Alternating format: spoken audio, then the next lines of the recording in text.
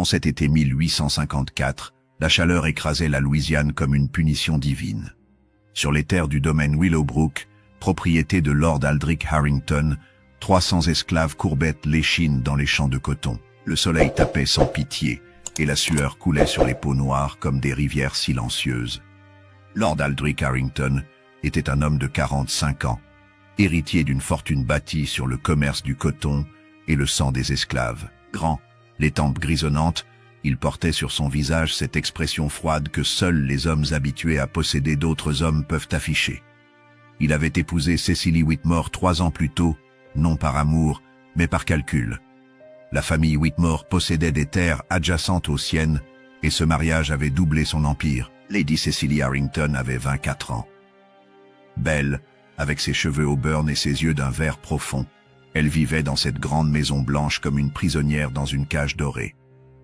Son mari la touchait à peine, préférant passer ses nuits à la Nouvelle-Orléans où, disait-on, il entretenait plusieurs maîtresses. Cecily errait dans les couloirs du manoir, fantôme parmi les fantômes, comptant les jours qui se ressemblaient tous. Elle avait peur de l'eau. Une terreur viscérale qui remontait à ses 7 ans, quand elle avait failli se noyer dans l'étang de la propriété familiale. Son frère aîné l'avait poussée pour rire, et elle avait coulé. Depuis, la simple vue d'une rivière lui nouait l'estomac. Pourtant, chaque matin à l'aube, elle se postait à la fenêtre de sa chambre et regardait la rivière Teche qui serpentait au bout de la propriété. Et chaque matin, elle voyait le même homme y nager. Il s'appelait Tendaji. Tendaji avait 32 ans. Avant d'être capturé et vendu comme du bétail, il avait été pêcheur sur les rives du fleuve Volta, dans le royaume Ashanti. Son père lui avait appris à nager avant même qu'il ne sache marcher. Dans son village, on disait que Tendaji était né avec des nageoires à la place des pieds, tant il semblait à l'aise dans l'eau. Il connaissait chaque rocher du fleuve, chaque tourbillon, chaque endroit où les poissons aimaient se cacher. L'eau n'avait pas de secret pour lui. Les négriers l'avaient arraché à sa terre quand il avait 20 ans. C'était un matin comme les autres, il était parti pêcher à l'aube, et quand il était revenu au village, les hommes blancs étaient déjà là. Ils avaient des fusils, des chaînes, des fouets. Son père gisait dans la poussière, le crâne fendu. Sa mère hurlait tandis qu'on la traînait vers un groupe de femmes enchaînées.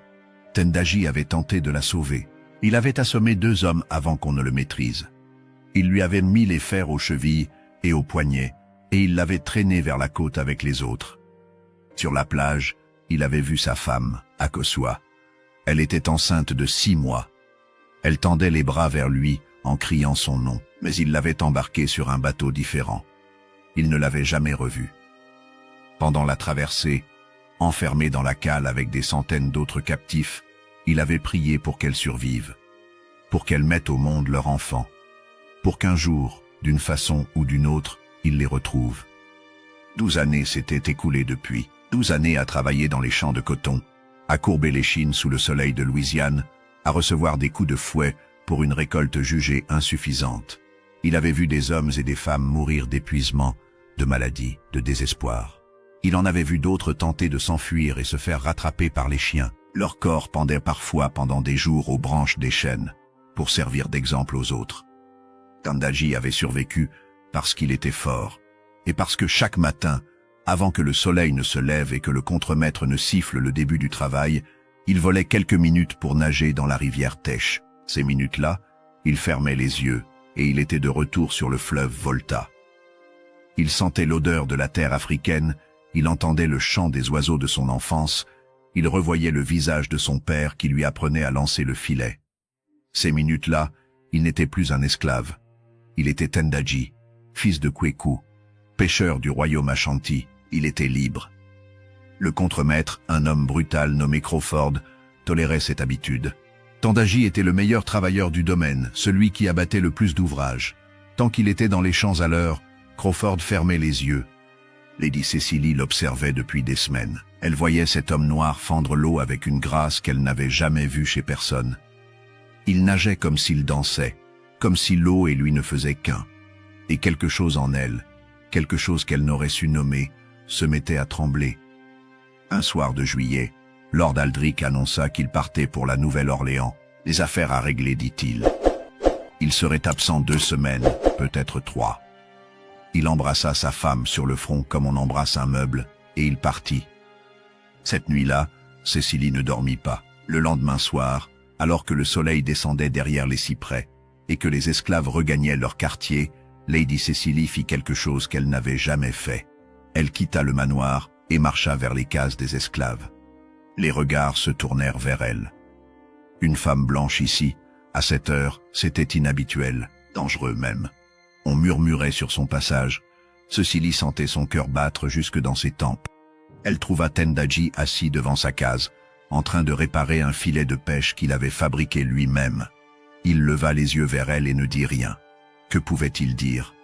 Un esclave ne parle pas à la maîtresse sans y être invité. Puis tu es celui qui nage dans la rivière chaque matin, dit Cécilie. Ce n'était pas une question. Tendaji hocha la tête. Je veux que tu m'apprennes. Le silence qui suivit dura une éternité. Autour d'eux, les autres esclaves avaient en cessé toute activité. Ils observaient en la scène, incrédules. Maîtresse, finit par dire Tendaji, ce que vous demandez est impossible. Pourquoi? Il faillit rire. Pourquoi? Parce qu'un esclave noir surpris seul avec la femme de son maître serait pendu avant le lever du jour. Parce que même l'idée de la toucher pour lui enseigner quoi que ce soit était passible de mort. Parce que dans ce monde, un homme comme lui n'avait pas le droit de poser les yeux sur une femme comme elle. Vous savez pourquoi, dit-il simplement. Mon mari est parti. Il ne reviendra pas avant des semaines. Personne ne saura. Les murs ont des yeux. Les arbres ont des oreilles. J'ai peur de l'eau depuis que je suis enfant. Cette peur m'étouffe. Je veux m'en libérer. Tendaji la regarda vraiment pour la première fois. Il vit dans ses yeux verts quelque chose qu'il reconnaissait. La même prison que la sienne, mais avec des barreaux différents. Nainus, et si on nous découvre? Demanda Tehil. Je te protégerai. Ces mots sonnaient creux, et ils le savaient tous les deux. Une femme blanche ne pouvait pas protéger un esclave noir. Pas dans ce monde. Pas en 1854. Mais Tendaji vit autre chose dans les yeux de cette femme. Une supplique. Un désespoir qu'il comprenait trop bien. Cette nuit, dit-il, quand la lune sera haute, retrouvez-moi à la courbe de la rivière, là où les saules pleurent. Cécilie hocha la tête et repartit vers le manoir. Son cœur battait si fort qu'elle avait l'impression que tout le domaine pouvait l'entendre. La lune était pleine cette nuit-là. Cécilie se glissa hors du manoir par la porte de service, vêtue d'une simple robe de coton. Elle traversa les jardins, longea les champs endormis et rejoignit la courbe de la rivière. Tendaji était déjà là. Debout dans l'eau jusqu'à la taille, il ressemblait à une statue d'ébène sculptée par la lumière lunaire. « Vous êtes venu, dit-il. Tu pensais que je ne viendrais pas. Je pensais que la peur vous retiendrait. » Cécilie s'approcha du bord de l'eau. Ses pieds nus touchèrent la surface et elle frissonna. Pas de froid, de terreur. « Je ne peux pas, murmura-t-elle. Vous le pouvez. L'eau ne vous veut aucun mal. C'est votre esprit qui vous ment. » Il lui tendit la main. Cécilie la fixa longuement. Cette main noire, calleuse, abîmée par le travail. Cette main qui, selon les lois de ce pays, n'avait pas le droit de la toucher. Elle la prit. Tendaji la guida doucement dans l'eau. Centimètre par centimètre. L'eau atteignit ses chevilles, puis ses genoux, puis sa taille. Cécilie tremblait de tout son corps. « Respirez, dit Tendaji. L'eau sent votre peur. Montrez-lui que vous n'êtes plus une enfant. »« Mais comment ?»« Fermez les yeux. Écoutez la rivière. Elle chante, vous entendez ?» Cécilie ferma les yeux. Elle entendit le clapotis, le murmure du courant, le chant des grenouilles sur la rive. Et peu à peu, sa respiration se calma. « Bien, dit Tendaji. Maintenant, laissez-vous flotter. Je vous tiens. » Il plaça une main sous son dos, l'autre sous ses genoux, et la souleva délicatement. Cécilie sentit la panique revenir, mais la voix de Tendaji la ramena au calme. « Je suis là. Je ne vous lâcherai pas. » Elle flotta. Pour la première fois de sa vie, elle flotta sur l'eau. Les étoiles au-dessus d'elle semblaient danser. Ils restèrent ainsi 1 heure, peut-être 2. Tendaji lui enseigna les bases, comment respirer, comment bouger les bras, comment ne pas couler. À l'approche de l'aube, ils sortirent de l'eau. « Même heure demain ?» demanda Cécilie. « Vous le souhaitez. »« Je le souhaite. » Elle repartit vers le manoir. Tendaji la regarda disparaître dans la brume matinale. Quelque chose avait changé cette nuit-là. Quelque chose de dangereux. Les leçons se poursuivirent. Chaque nuit, quand le domaine dormait, Cécilie rejoignait Tendaji à la rivière. Elle progressait vite, beaucoup plus vite qu'elle ne l'aurait cru. La peur, lentement, reculait. Au bout de 2 semaines, elle pouvait nager seule sur une courte distance. Au bout de 3, elle traversait la rivière d'une berge à l'autre. Mais ce n'était pas que des leçons de natation. Entre 2 exercices, ils parlaient. D'abord de choses simples. Le temps qu'il faisait, les étoiles dans le ciel, les bruits des animaux nocturnes, puis, peu à peu, de choses plus profondes. Tendaji lui raconta son village. Les cases rondes aux toits de paille, les femmes qui pilaient le mil en chantant, les enfants qui jouaient dans la poussière rouge. Il lui parla de son père, le meilleur pêcheur de la région, celui qui lui avait tout appris. Il lui décrivit les fêtes où tout le village dansait autour du feu, les cérémonies où les anciens racontaient les histoires des temps anciens. Il lui peignit un monde qu'elle n'aurait jamais imaginé, un monde de couleurs, de musique, de communauté. Puis il lui raconta le jour où tout avait basculé, les chasseurs d'esclaves qui avaient encerclé le village à l'aube, les coups de feu, les cris, son père qui s'était battu jusqu'à la mort pour protéger les femmes et les enfants, sa mère qu'on avait traînée de force, sa femme enceinte qu'il n'avait plus jamais revue. Cécilie l'écouta sans l'interrompre. Les larmes coulaient sur ses joues, mais elle ne les essuyait pas. Elle voulait qu'il voie qu'elle pleurait pour lui, pour son peuple, pour toutes les horreurs qu'il avait endurées. « Et non est ta femme ?» demanda-t-elle un soir. « Tu penses encore à elle ?» Chaque jour, chaque nuit. Je me demande si mon enfant est un fils ou une fille. Je me demande s'ils sont encore en vie, si elle a refait sa vie avec un autre homme. Je ne lui en voudrais pas. Elle me croit mort, probablement. Tu l'aimes encore ? Tendaji réfléchit longuement avant de répondre. Je l'aimerai toujours. Elle était ma première femme, la mère de mon enfant. Mais cet amour est devenu un souvenir, quelque chose de précieux que je garde au fond de moi, mais qui ne m'empêche pas de vivre. Je suis désolé pour tout ce que tu as subi. Pourquoi ? Vous n'avez rien fait. Non. Mais mon monde a tout fait. Ma famille possède des esclaves depuis 3 générations. L'argent qui a payé ma robe de mariée vient du travail des hommes comme toi. Comment puis-je me regarder dans un miroir ? Tendaji la dévisagea. Cette femme était différente de toutes celles qu'il avait connues. Elle ne le voyait pas comme une propriété, comme un outil, comme une bête de somme. Elle le voyait comme un homme. Et plus encore, elle avait honte de ce que les siens lui avaient fait. « Vous n'êtes pas responsable des péchés de vos ancêtres, dit-il. Mais je profite de leurs crimes. Malherzus, alors utilisez ce que vous avez pour faire le bien. C'est tout ce que chacun peut faire. » Le silence s'installa entre eux, mais ce n'était pas un silence gênant. C'était le silence de 2 personnes qui commencent à se comprendre vraiment. « Ignorez-vous » demanda-t-il finalement. « Pourquoi une femme qui a tout semble-t-elle si malheureuse ?» Cécilie sourit tristement. Personne ne lui avait jamais posé cette question.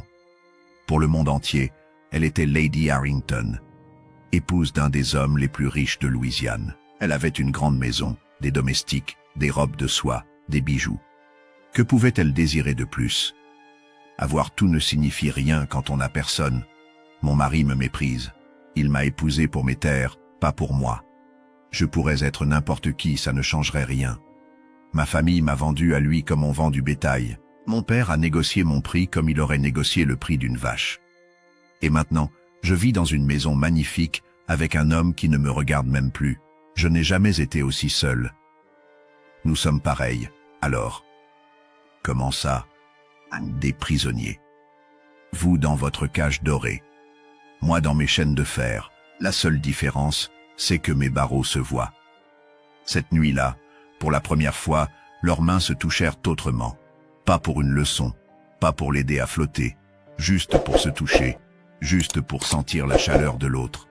La peau noire contre la peau blanche, deux solitudes qui se reconnaissaient. Les nuits suivantes, quelque chose grandit entre eux. Ce n'était pas prévu, ce n'était pas voulu, mais c'était là, inévitable comme le lever du soleil. Un soir, alors qu'ils étaient assis sur la berge, Cécilie posa sa tête sur l'épaule de Tendaji. Il se raidit. « Nous ne devrions pas, dit-il. Je sais. Oui, non, si quelqu'un nous voit. Je sais. Mais elle ne bougea pas. Et lui non plus. La troisième semaine, ils s'embrassèrent pour la première fois. C'était la veille du retour prévu de Lord Aldrich. Ils savaient que leur nuit était comptée. « Qu'allons-nous faire ?» demanda Cécilie. « Rien. Nous ne pouvons rien faire. Votre mari revient. Tout cela doit s'arrêter. Et si je ne veux pas que ça s'arrête, c'est que nous voulons n'a aucune importance. Le monde ne nous laissera jamais être ensemble. » Cécilie savait qu'il avait raison. Mais cette nuit-là, elle décida que le monde pouvait attendre. Elle l'embrassa encore, et ils s'aimèrent sous les étoiles, sur la berge de cette rivière qui les avait réunis. Ce fut la première fois. Ce ne fut pas la dernière. Lord Aldrich revint le lendemain, mais ses affaires l'appelaient constamment. Il partait souvent, parfois pour des jours, parfois pour des semaines. Et chaque fois qu'il partait, Cécilie retrouvait Tendaji. Il savait que c'était de la folie. Il savait qu'il jouait avec la mort. Mais quand on a goûté à la liberté, comment revenir en arrière? Les semaines devinrent des mois. L'été céda la place à l'automne. Et un matin d'octobre, Cécilie découvrit qu'elle était enceinte. Elle le sut avant même de consulter le médecin. Les nausées matinales, les vertiges, cette fatigue étrange. Son corps lui parlait, et elle comprenait son langage. La panique la saisit d'abord, puis, étrangement, une joie qu'elle n'attendait pas. Elle portait en elle le fruit de son amour avec Tendaji. Un enfant né de la seule vraie passion qu'elle avait connue. Mais la réalité la rattrapa vite. Si cet enfant naissait avec la peau sombre, tout serait fini. Pour elle, pour Tendaji, pour l'enfant. Elle courut rejoindre Tendaji cette nuit-là, avant même que la lune ne soit haute. « Je suis enceinte », lui dit-elle. Tendaji ferma les yeux. Quand il les rouvrit, elle y vit un mélange de bonheur et de terreur. « Mon enfant ? Je ne sais pas de quelle couleur il sera. Si c'est mon enfant, alors nous devons fuir, ensemble, vers le nord. » Tendaji secoua la tête. « Ouna, ils nous rattraperont. Les chasseurs d'esclaves sont partout. Et vous êtes blanche. Une femme blanche qui fuit avec un esclave noir, ce n'est pas discret. Alors quoi? Je retourne auprès de mon mari et je fais comme si de rien n'était. Mélos, c'est peut-être la seule solution. Si l'enfant a la peau claire, bon, et s'il a la peau sombre? La question resta suspendue dans l'air, lourde comme un verdict. Nous verrons, dit Tendaji. Pour l'instant, vous devez jouer le jeu. Retournez auprès de votre mari, faites en sorte qu'il croie que l'enfant est de lui. Cécilie sentit son cœur se briser, mais elle savait qu'il avait raison. Elle retourna au manoir cette nuit-là, et quand Lord Aldrich rentra de voyage 2 jours plus tard, elle lui annonça la nouvelle.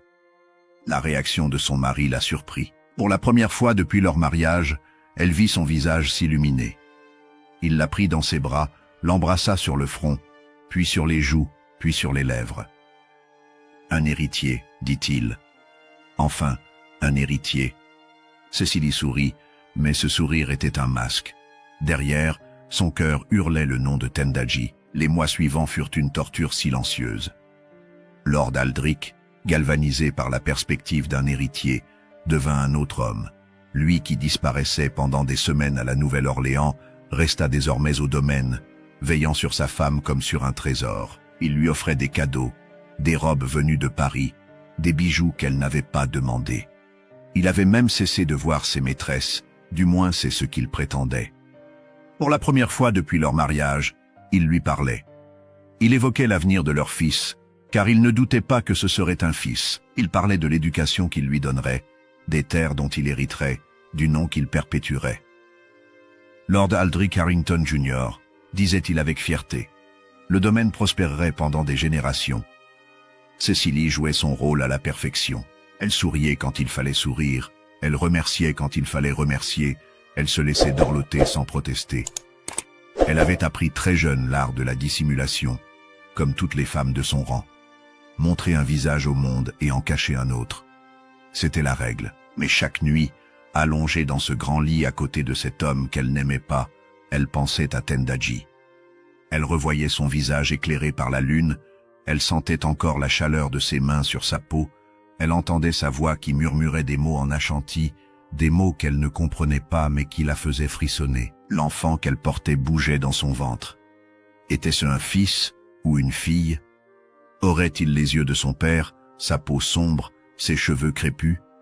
Ou ressemblerait-il à elle, assez pour tromper le monde entier? Ces questions la hantaient jour et nuit. Elle priait un Dieu auquel elle ne croyait plus vraiment. Elle priait pour que l'enfant soit clair. Non pas parce qu'elle avait honte de Tendaji, mais parce que c'était la seule façon de le protéger. Si l'enfant naissait avec la peau sombre, Lord Aldrich comprendrait tout. Et alors, Tendaji mourrait. Elle mourrait peut-être aussi. Et l'enfant? Elle n'osait pas imaginer ce qu'on ferait à l'enfant. Il ne pouvait plus se voir aussi souvent qu'avant. Trop risqué. Lord Aldrich était toujours là, toujours vigilant. Il avait même engagé une servante pour veiller sur Cécilie pendant la nuit, soi-disant pour s'assurer que la grossesse se passait bien. En réalité, Cécilie savait que c'était pour la surveiller. Avait-il des soupçons, ou était-ce simplement sa nature méfiante? Mais parfois, quand les étoiles s'alignaient en leur faveur, il trouvait un moyen. Un après-midi où Lord Aldrich était parti inspecter les champs. Une nuit où la servante dormait d'un sommeil particulièrement profond. Quelques minutes volées, un regard échangé, des mains qui se frôlaient. « Comment vas-tu » lui demandait Tendaji à voix basse. « Je survis. Et toi ?»« Pareil. Je compte les jours. »« Jusqu'à quoi ?»« Mais ne jusqu'à la naissance. Ensuite, on verra. » Ils ne s'embrassaient plus. Trop dangereux. Mais leurs mains se trouvaient dans l'obscurité, et ce simple contact suffisait à leur donner la force de continuer. C'était leur ancre, leur certitude dans un océan d'incertitude. Le ventre de Cécilie grossissait de semaine en semaine. Elle sentait l'enfant bouger, donner des coups de pied, parfois même avoir le hoquet. C'était une sensation étrange, à la fois merveilleuse et terrifiante. Elle portait en elle le fruit d'un amour impossible, et cet amour était sur le point de devenir chair. Les domestiques chuchotaient dans son dos.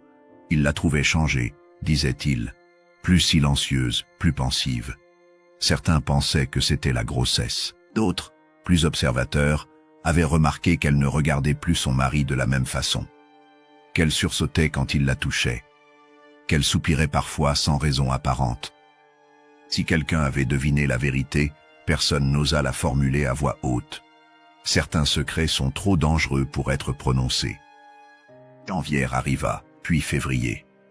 Le terme approchait. Et une nuit de mars, alors que le printemps commençait à poindre, Cécilie sentit qu'elle devait voir Tendaji une dernière fois avant l'accouchement. Elle se glissa hors du manoir comme elle l'avait fait tant de fois. Le chemin jusqu'à la rivière, elle le connaissait par cœur. Tendaji l'attendait à leur place habituelle, sous les saules pleureurs. « Tu n'aurais pas dû venir, » dit-il en voyant son ventre rond. « C'est trop dangereux maintenant. Je devais te voir. Je devais te dire que quoi qu'il arrive, je t'aime. Je t'aimerai toujours. » Tendaji prit son visage entre ses mains. « Et moi, je t'aimerai jusqu'à mon dernier souffle. Cet enfant que tu portes, qu'il soit clair ou sombre, sera le mien. Et je prierai chaque jour pour lui, même si je ne peux jamais le tenir dans mes bras. » Cécilie pleura. Tendaji la serra contre lui. Et c'est dans cette position que Lord Aldrich les trouva. Il était sorti pour prendre l'air. L'insomnie le tourmentait depuis quelques jours. Et quand il avait vu le lit de sa femme vide, quelque chose s'était brisé en lui. Il les avait suivis. Dans l'obscurité, il avait vu sa femme, le ventre rond de son héritier, dans les bras d'un esclave. Le rugissement qui sortit de sa gorge fit fuir les oiseaux des arbres environnants. Traîtresse. Cécilie et Tendaji se séparèrent. Lord Aldrich avançait vers eux, le visage déformé par la rage. Dans sa main, un pistolet qu'il avait emporté par réflexe. Minus Aldrich, je peux expliquer. Expliquer? Expliquer? Tu portes le bâtard de ce nègre et tu veux expliquer. Il leva son arme vers Tendaji. Celui-ci poussa Cécilie sur le côté et se jeta sur Lord Aldrich. Le coup partit, mais la balle se perdit dans les arbres. Les deux hommes roulèrent au sol, luttant pour le pistolet. « Cours !» hurla Tendaji à Cécilie. « Cours !» Mais elle ne pouvait pas courir. Pas avec ce ventre, pas dans son état. Elle regarda, impuissante, les deux hommes se battre. Tendaji était plus fort, plus jeune. Il réussit à arracher le pistolet des mains de Lord Aldrich et le jeta dans la rivière. Mais Aldrich sortit un couteau de sa botte et le plongea dans la cuisse de Tendaji. Celui-ci hurla de douleur, mais ne lâcha pas prise. Il frappa Aldrich au visage, une fois, deux fois, trois fois. Le maître s'effondra, inconscient. « Viens », dit Tendaji en boitant vers Cécilie. « On doit partir. Maintenant. »« Mais tu es blessé. » « Mais ça n'a pas d'importance. S'il se réveille, il appellera les chiens. On doit atteindre les marais. » Il prit sa main et ils s'enfoncèrent dans la nuit. Les marais de Louisiane sont un labyrinthe mortel pour qui ne les connaît pas. Les alligators y rôdent, les serpents s'enroulent autour des branches basses, et un pas de travers peut vous faire disparaître dans la boue pour toujours. Mais Tendaji connaissait ces marais. Pendant des années, il y avait pêché pour le domaine. Il savait où poser les pieds, où éviter les prédateurs, où se cacher. Cécilie avançait difficilement. Son ventre pesait lourd, ses jambes tremblaient de fatigue et de peur. Tendaji la soutenait, ignorant la douleur de sa propre blessure. « Où allons-nous » demanda T.L. « Il y a une cabane de chasseurs abandonnée à 2 heures d'ici. On pourra s'y cacher jusqu'à l'aube, puis on partira vers le nord. » « Vers le nord, tu crois vraiment qu'on peut y arriver ?»« Je ne sais pas. Mais je préfère mourir en essayant que vivre un jour de plus en esclave. » Ils marchèrent pendant des heures. La lune éclairait leur chemin par intermittence, jouant à cache-cache avec les nuages. Les bruits de la nuit les entouraient. Le croassement des grenouilles, le ululement des chouettes, le glissement des serpents dans l'eau. Et derrière eux, de plus en plus proche, le son des chiens. « Il s'est réveillé », dit Tendaji. Il a lancé les chasseurs. « Mines, on ne va pas s'en sortir. »« Minos ne dit pas ça. La cabane est proche. Si on l'atteint, on pourra brouiller notre piste. » Ils accélérèrent autant que possible. Cécilie sentait des contractions dans son ventre. « Pas maintenant », supplia T.L. silencieusement. « Pas maintenant. » Ils atteignirent la cabane alors que l'aube commençait à poindre. Une vieille structure en bois pourri, à moitié effondrée, mais suffisante pour se cacher. Tendaji aida Cécilie à entrer et bloqua la porte avec une poutre. « Repose-toi, dit-il. Je vais surveiller. »« Moi, ta jambe. » Annoncé n'est rien. Mais ce n'était pas rien. La blessure saignait abondamment. Tendaji avait perdu beaucoup de sang. Il s'appuya contre le mur, le souffle court. Les aboiements se rapprochaient. Le soleil se leva sur les marais, peignant le ciel de rouge et d'orange. Dans la cabane, Cécilie et Tendaji écoutaient les chiens approcher. « Ils vont nous trouver », dit Cécilie. « Probablement. Je suis désolé. Tout est ma faute. Si je ne t'avais pas demandé de m'apprendre à nager... » Tendaji sourit malgré la douleur. « Ces nuits avec toi ont été les plus belles de ma vie. Je ne regrette rien. Même maintenant, même sachant comment ça va finir. » Il prit sa main et la serra.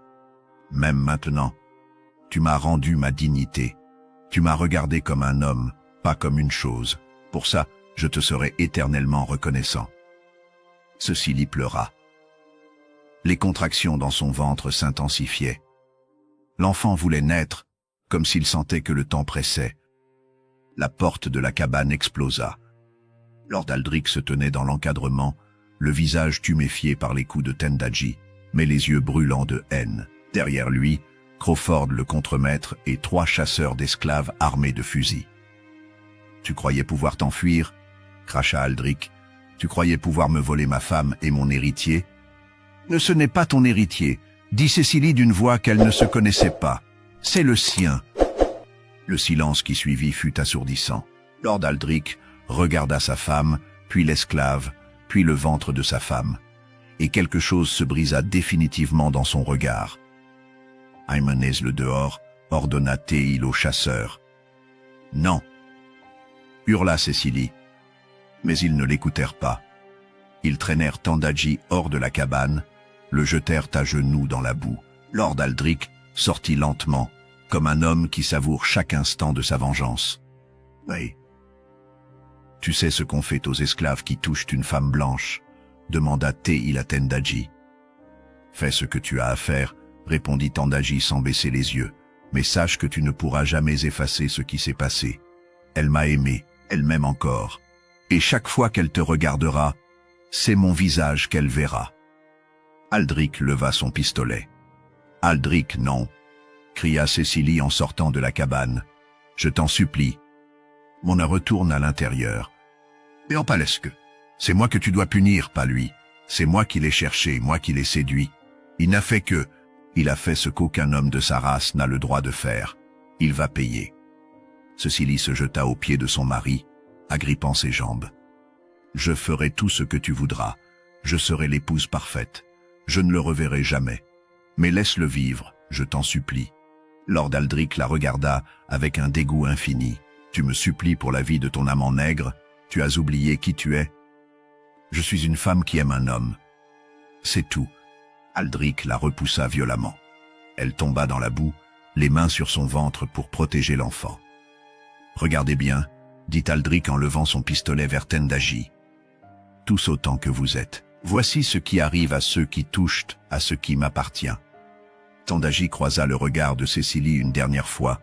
Dans ses yeux, elle lut tout l'amour qu'il avait pour elle, et quelque chose d'autre. De la paix. « Prends soin de notre enfant, dit-il. » Le coup de feu déchira l'aube. Le corps de Tandadji s'effondra dans la boue. Cécilie hurla, un cri qui semblait venir du plus profond de son âme. Elle voulut ramper vers lui, mais Crawford la retint. « Nost, c'est fini, » dit Lord Aldrich en rangeant son pistolet. « Ramenez-la au domaine. » Le voyage de retour se fit dans un brouillard. Cécilie ne sentait plus rien, ne voyait plus rien.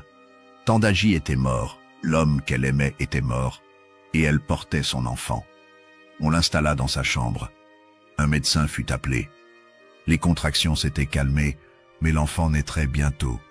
Quelques jours, peut-être moins. Lord Aldrich vint la voir ce soir-là. Il se tenait au pied du lit, la regardant comme on regarde un insecte qu'on hésite à écraser. « Voici ce qui va se passer, » dit-il d'une voix froide. « Tu vas accoucher de cet enfant. Si sa peau est claire, il sera élevé comme mon héritier, et personne ne saura jamais la vérité. Si sa peau est sombre... » Il ne termina pas sa phrase. Il n'en avait pas besoin. « Et moi ?» demanda Cécilie d'une voix atone. « Toi, tu resteras ma femme, tu joueras ton rôle. Tu souriras lors des réceptions, tu m'accompagneras au dîner, tu feras tout ce qu'une épouse doit faire, mais ne t'avise plus jamais de me trahir. Parce que la prochaine fois, ce n'est pas ton amant que je tuerai, c'est toi. » Il sortit sans un mot de plus. Cécilie resta seule dans cette chambre qui ressemblait désormais à une tombe. Elle posa ses mains sur son ventre et murmura. « Mamp, je te protégerai. Quoi qu'il arrive, je te protégerai. » L'enfant naquit 3 jours plus tard, par une nuit sans lune. Le médecin, une sage-femme et Lord Aldrich lui-même étaient en présent. Cécilie poussa, cria, pleura. Elle pensa à Tandadji. Elle pria pour que leur enfant ait la peau claire, non pas parce qu'elle avait honte de lui, mais parce que c'était la seule façon de le protéger. Quand le premier cri du nouveau-né déchira le silence, tous les yeux se tournèrent vers lui. C'était un garçon, un beau garçon aux poumons puissants. Et sa peau était claire. Pas aussi claire que celle de Cécilie, mais suffisamment pour passer pour l'enfant d'un couple blanc. Ses cheveux étaient bruns, légèrement bouclés. Ses yeux, quand il les ouvrit, étaient d'un vert profond, comme ceux de sa mère. Lord Aldrich examina l'enfant longuement. Puis, sans un mot, il quitta la chambre. La sage-femme déposa le bébé dans les bras de Cécilie. « C'est un beau garçon, madame. Comment allez-vous l'appeler » Cécilie regarda son fils. Dans ses traits, Elle cherchait Tendaji. Elle le trouva dans la forme de son nez, dans le dessin de ses lèvres, dans quelque chose d'indéfinissable qui brillait au fond de ses yeux. « Maintenant, Théodore, dit-elle. Il s'appellera Théodore. » En grec, ce prénom signifiait « don de Dieu ». Pour Cécilie, c'était le don de Tendaji. Les années passèrent. Théodore grandit, devint un garçon vif et intelligent. Lord Aldric ne l'aimait pas vraiment, mais il jouait son rôle de père. L'enfant était son héritier. Après tout, le sang qui coulait dans ses veines importait moins que le nom qu'il portait. Cécilie, elle, portait son deuil en silence. Elle ne retourna jamais à la rivière. Elle ne nagea plus jamais.